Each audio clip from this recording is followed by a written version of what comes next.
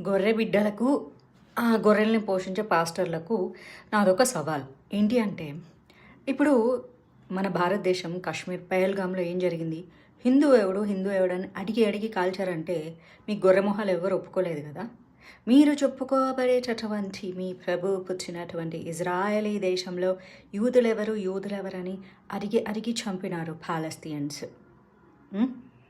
ఇప్పుడేమో Palestines world మొత్తం చేరిపోయి oh my God Palestine, oh my God Palestine అని చెప్పి విక్టిమ్ ప్లే కార్డ్ చేస్తున్నారు చూడండి. ఫస్ట్ వాళ్ళ గురించి మాట్లాడండి, తర్వాత హిందువుల గురించి, హిందూ దేవుళ్ళ గురించి, మూఢనమ్మకాల గురించి.